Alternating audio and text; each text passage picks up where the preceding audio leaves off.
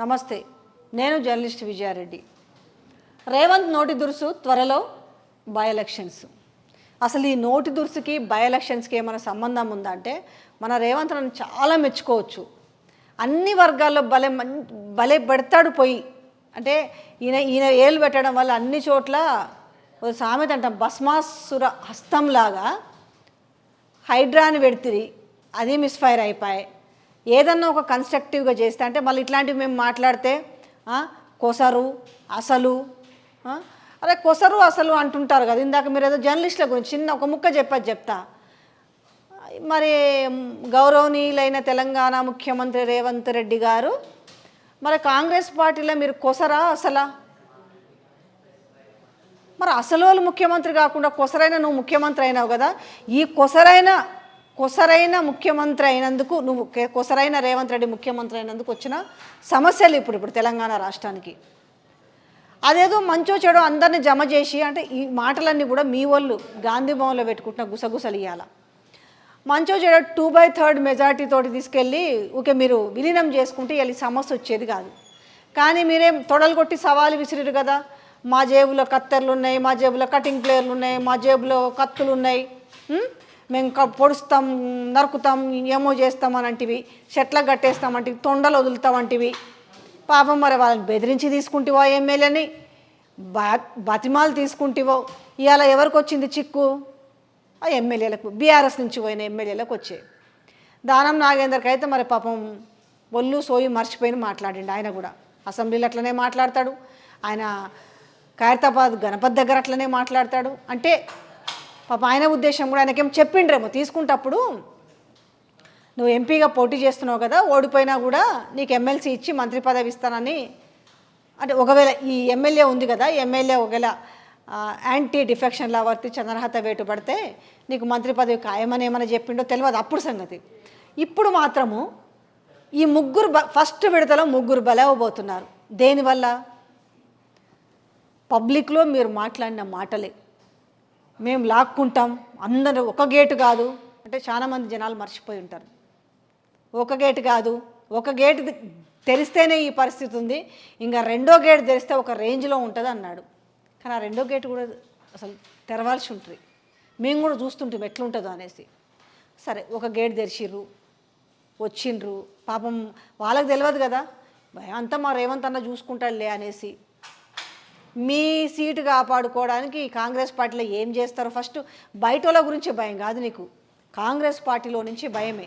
ఎందుకంటే కొసరు వచ్చినావు కదా, ఈరోజు జర్నలిస్టులనే అసరు కొసరు అన్నావు కదా.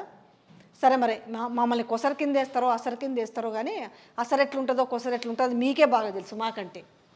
ఎందుకంటే నేను కొసరోడిని కాబట్టి కాంగ్రెస్ పార్టీలో రేపు ఒకవేళ నా సీటు ఉంటుందో ఊడుతుందో ముందు ఆ నుంచి అయితే తెచ్చుకుందాం. వాడిని బెదిరించిరో, పాపం బాతిలాడుకున్నారో, కడుపులో తలకాయలో పెట్టిరో, కాలు పట్టుకుర్రో మరి మాకు కూడా తెలియదు. ఇవాళ ఏమైంది? వాళ్ళ పానాలు బిక్కుమనుకుంటున్నాయి. తెలంగాణ ప్రజలు ఏమనుకుంటున్నారు? బరాబర్ తెలంగాణలో బై ఎలక్షన్స్ వస్తాయని. ఎట్లొస్తాయి అని కూడా కొంతమంది ఉండొచ్చు. ఎట్లొస్తాయి అంటే ఇలా హైకోర్టుకు సంబంధించిన తీర్పుంటే ఇలా ఎవరు కడియం శ్రీహరి మాట్లాడిండు కదా, పాపం ముఖంలో నెత్తురు చుక్కలేదు. ఏం చెప్పాలో అర్థమైతలేదు, ఏం మాట్లాడాలో అర్థమైతలేదు. అనర్హత వేటు ఏం చెప్పింది? పాపం కొట్టేలే కేసు 4 వారాల్లో స్పీకర్ ఏదైనా డెసిషన్ తీసుకోవాలి అనేసి. మరి ఈ స్పీకర్ తీసుకున్న డెసిషన్లో ఏం చెప్తాడు స్పీకరు? పక్కా ప్రూఫ్స్ ఉన్నాయి కదా. అందులో ముఖ్యంగా ఫస్ట్ లిస్ట్లో ఉన్నది ఎవరు? దానం నాగేందర్. పోనీ పార్టీ మారుడేనా అంటే పార్టీ మారుతిరి, కండువాలు కప్పుకుంటురి, ఇష్టం వచ్చినట్టు ఏ పార్టీ నుంచి అయితే గుర్తు మీద గెలిచి వచ్చారో ఆ పార్టీ మీద లేనిపోనివన్నీ మాట్లాడి అయిపోయినా పోతే అంతటితోనే ఒడిచిందా? నేరుగా ఎమ్మెల్యే పదవి పెంచుకొని కూడా మరి కొందరు నిజంగా ఎట్లా నిర్ణయం తీసుకుంటారో అర్థం కాదు. మరి రేవంత్ రెడ్డి ఏం హామీ ఇచ్చిండో తెలియదు. బాజాప్తా ఒక కారు గుర్తు మీదనేమో గెలిస్తేవి, ఈడ చేయి గుర్తు మీద ఎంపీగా పోటీ చేస్తేవి. అంటే ఎల్లకాలం ఒకలాగానే ఉంటుందా రోజులన్నీ? ఏమైంది ఇప్పుడు? రేపు 4 వారాల తర్వాత సరే మీరు ఎన్నో సాకులు చూపిస్తారు. కోర్టుల విషయాల్లో చాలామందికి విపరీతమైన నిర్లక్ష్యం. ఏమవుతుంది, ఇట్లా కేసు నడుస్తూ ఉంటుంది, ఈలోగా మళ్ళీ ఎలక్షన్లు వస్తాయి అనేసి. కానీ ఎప్పుడు అన్ని వేళలా ఒక్కటే పరిస్థితులు ఉండవు. ఈయన్నే ఉంది ఇప్పుడు. ఇలా కడియం శ్రీహరి మాట్లాడిన మాటల్లోనే అర్థమైంది, ఏం చెప్పాలో పాపం ఆయనకు అర్థమైతలేదు. సో 4 వారాల తర్వాత స్పీకర్ ఏ నిర్ణయం తీసుకోకపోతే సో వాళ్ళు సుమోటోగా తీసుకొని ఆ విచారణ జరపాల్సిన అవసరం లేదు. దానికి సంబంధించిన వీడియోలన్నీ కూడా కోర్టుకు వెళ్ళి ఉంటాయి కాబట్టి, కోర్టులో ఉంటాయి సాక్ష్యాలన్నీ కూడా. మరి దీన్ని ఎట్లా, వీళ్ళ పదవులు ఉంటాయా మీన్స్ ఎమ్మెల్యే.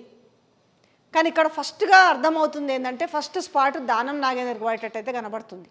ఎందుకంటే దానం నాగేంద్రను వదిలించుకోవాలనేసి ఇక్కడ మరి రేవంత్ రెడ్డి కూడా చూస్తున్నాడా అనిపిస్తుంది.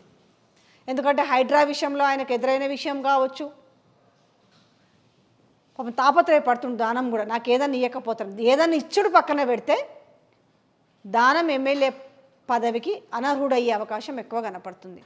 సో ఫస్ట్ అయితే ఈ 3 ప్లేస్లలో బై ఎలక్షన్స్ వచ్చే అవకాశం ఉంది. ఎందుకు ఇదంతా జరిగింది?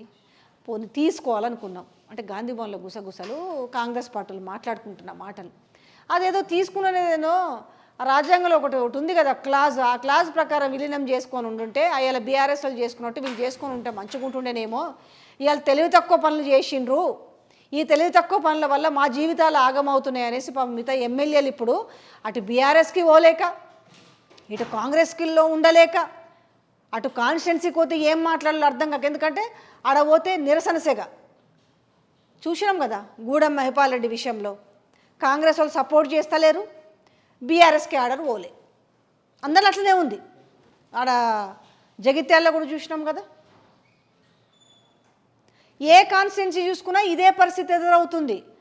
కాంగ్రెస్ సపోర్ట్ చేస్తలేదు, కాంగ్రెస్లో క్యాడర్ ఇప్పుడు సీఎం చెప్పగానే క్యాడర్ సపోర్ట్ చేయదు కదా, వాళ్ళకు కూడా ఉంటుంది కదా, అరే ఇన్నాళ్ళు మేము జెండా బట్టి మోసినాము మాకేంది పరిస్థితి అనేసి. ఇటు పోతే బీఆర్ఎస్ క్యాడర్ వాళ్ళతో పోలే. ఇప్పుడు ఏమైంది వీళ్ళ పరిస్థితి? రెంటికి చెడ్డ రేవడిలాగా తయారైంది. రెంటికి చెడ్డ రేవడిలాగా ఏం చేయాలో పాలు పోతలేదు. అయ్యో అంతో ఇంతో ఖర్చు పెట్టుకొని గెలిస్తేమే ఇలా మాకెందుకు ఈ కర్మ, ఈయన ఇట్లాంటి సవాళ్ళు చేసి ఇట్లా నోటి దురుసుగా మాట్లాడకపోయి ఉంటే అందరిని కలిపి విలీనం చేసుకుని ఇలా మంచుకుంటుండేనేమో, ఇవాళ మేము బిక్కు బిక్కు అనుకుంటూ బతకాల్సి వస్తుండే అనేసి వాళ్ళు పాపం వాళ్ళు చాలా వాళ్ళ దగ్గర వాళ్ళు వాపోతున్నారంట. సో అన్ని చోట్ల పనికిరాదన్న రేవంత్ అన్న, అందరి మీద నోరు బారేసుకుంటారు. వాడేవాడు వీడెవడు జర్నలిస్టులని. కానీ మరి మన జర్నలిస్టు మిత్రులు కూడా మరి ఎందుకు నోరు మూసుకొని కూర్చున్నారో నాకు కూడా అర్థమవుతలేదు. కానీ ఏదైనా కూడా తమ దాకా తెలుస్తాయి. యూట్యూబ్ వాళ్ళు కూడా ఇలా పాపం పిసుకొని సస్తున్నారు కదా, అరే మేము గింతగానం పనిచేసినాం ఇలా మమ్మల్ని తీసి అవతల పరేసిండ్రు అనేసి. సో ఏదైనా కూడా గద్దెనెక్కిన తర్వాత ఒకనొక సందర్భంలో నేను మీడియాను కూడా బ్యాన్ చేసింది. బ్యాన్ చేసిన తర్వాత ఆయన ఏ రకంగా మీడియాను కూడా మెయిన్ స్ట్రీమ్ మీడియా కూడా ఇవాళ మీరు మెయిన్ స్ట్రీమ్ మీడియా గురించి వాళ్ళే జర్నలిస్టులు అనుకుంటే మాకు కూడా కాలం కలిసి వస్తే మేము కూడా మరి మిర్రర్ టీవీని కూడా మేము కూడా శాటిలైట్ చేసుకుంటామేమో. సో అన్ని సమయాలు ఒకలాగా ఉండవు కదా. మీరు ఇప్పుడు కొడంగల్ ఎమ్మెల్యేగా ఓడిపోయినా కూడా మల్కాజ్గిరిలో ఎంపీకి గెలిచిరు, ఎంపీ తర్వాత పీసీసీ ప్రెసిడెంట్ అయినా తర్వాత సీఎం అయినట్టుగా అందరికీ ఏదో ఒక రోజు మంచి రోజులు రాకపోవు. బట్ ఏదున్నా కూడా మీరు సొంతంగా మాట్లాడుతున్నారా లేకపోతే మీకు ఎవరు స్క్రిప్ట్ ఇస్తున్నారో కొంచెము రేవంత్ అన్నని దారి మళ్లించకండి. అన్ని అనర్థాలే జరుగుతున్నాయి, అన్నీ అనర్థాలే.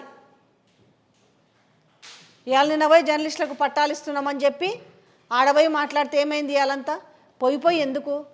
సో యూట్యూబ్ సోషల్ జర్నలిస్టులు అనుకోండి, వాళ్ళు లేదు యూట్యూబర్స్గా గౌరవించండి. ఏ యూట్యూబ్ అయితే మిమ్మల్ని గద్దెనెక్కించిందో ఈరోజు వాళ్ళని వాడుకొని వదిలేసి ఇవాళ వాళ్ళ గురించి మీరు ఎవరిని ఎందుకు మీరే ఒక సర్వే చేయండి. మరి నికార్సైన జర్నలిస్టులు ఎవరు, నికార్సు కాని వాళ్ళు ఎవరు? సో అందుకే తీసుకున్న ప్రతి నిర్ణయం మంచిగా ప్రజల కోసం తీసుకుంటే బాగుంటుంది. కానీ మనది నా కోసము, నా సీటు కోసము, నా పదవి కోసం అనే ప్రాకులాడడం వల్లనే ఇన్ని మనకు మిస్ఫైర్స్ అవుతున్నాయి. గుర్తుపెట్టుకోండి.